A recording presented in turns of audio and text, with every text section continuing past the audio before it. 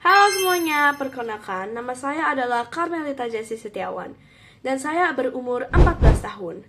Guru pembimbing saya adalah Caroline Vince SPD GR MPD. Jadi untuk topik hari ini, saya ingin melakukan final ujian bahasa Indonesia saya. Dan ini yang saya akan lakukan itu adalah teks opini. Sebelum saya lanjut, teks opini adalah tulisan yang berisi pandangan, pendapat, atau penilaian subjektif penulis terhadap suatu isu atau topik tertentu.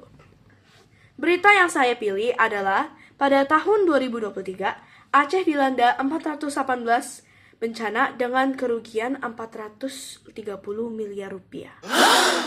Di dalam beritanya memberitahu bahwa di Aceh sedang ada bencana, yaitu 480 bencana yang terjadi pada tahun 2023. Kerugian yang ada di dalam bencana itu mencapai 430 miliar. Dan juga kemakan korban sekitar 289,235 jiwa yang terdampak. Tetapi 99,234 kepala keluarga yang terpengaruh. Jadi untuk bencana utama itu adalah banjir, tanah longsor, kebakaran hutan, dan juga gempa bumi. Banyak juga rumah yang telah hancur, sekitar 155 rumah hancur total dan ribuan lainnya rusak. Hanya biasa, cuma sedikit rusak. Jadi untuk penyebab utama bencana alam di Aceh adalah kerusakan lingkungan. Karena bencananya berpengaruh banyak sekali pada lingkungan seperti banjir dan tanah longsor, tanah tidak bisa menyerap air. Dan juga karena pembakaran hutan itu menghancurkan ekosistem penahan air.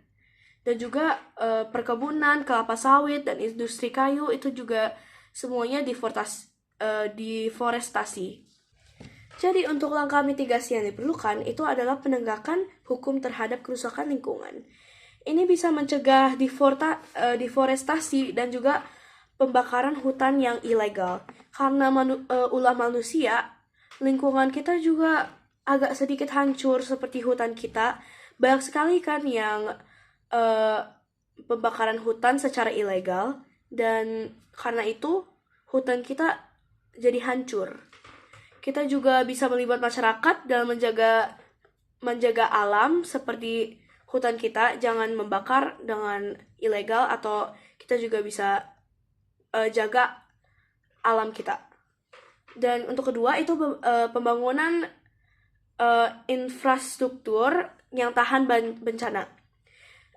Dengan itu kita bisa meningkatkan kualitas sistem drainase dan bangunan juga, agar bangunan rumah, kantor-kantor atau lain pun tidak gampang hancur karena bencana alam. Kita juga rencana untuk edukasi untuk masyarakat. Karena edukasi itu sangat penting. Tanpa edukasi, masyarakat tidak akan tahu jika ada masalah bencana alam, mereka tidak tahu. Jadi kita butuh edukasi masyarakat agar mereka tahu langkah-langkah saat ada bencana. Karena itu sangat penting. Jika masyarakat tidak tahu, itu akan lebih memakan banyak korban. Dan terakhir itu adalah penggunaan teknologi. Kita bisa membuat aplikasi untuk memperingat apakah ada bencana atau lain-lainnya agar masyarakat lebih wajar terhadap bencana. Kita juga bisa membuat aplikasinya untuk mengajar masyarakat lewat teknologi. Menurut saya, pemerintah harus memperkuat kebijakan mitigasi dan juga perencanaan berbasis data. Dan juga menurut saya kita harus lebih menguat pelajaran untuk masyarakat, karena itu adalah sangat penting. Seperti yang saya katakan tadi, pelajaran masyarakat itu sangat penting karena itu hal utama untuk mengurang korban jiwa. Untuk kesimpulannya itu adalah kita bisa dapat lebih belajar untuk lebih waspada terhadap bencana alam, karena terjadinya banyak sekali bencana alam pada 2023. Jadi kita bisa juga menguatkan infrastruktur serta kesiapan masyarakat terhadap bencana alam. Kita juga bisa menguatkan rumah atau gedung, kantoran atau lain-lainnya agar lebih kuat terhadap bencana alam. Kita juga bisa menegakkan hukum yang lebih ketat terhadap perusakan lingkungan agar lingkungan kita aman dan juga tidak rusak. Setelah itu kita juga bisa meningkatkan edukasi masyarakat tentang bencana alam agar mereka lebih waspada terhadap bencana alam, dan juga kalau merusak lingkungan secara ilegal, yaitu kebakaran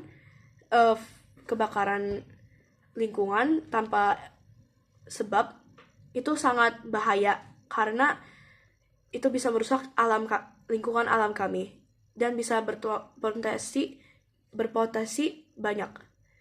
Jadi itu saja pada hari ini. Saya ingin berterima kasih untuk mendengar pada presentasi saya. Itulah yang saya sudah kerjakan untuk ujian final saya. Sekian, terima kasih.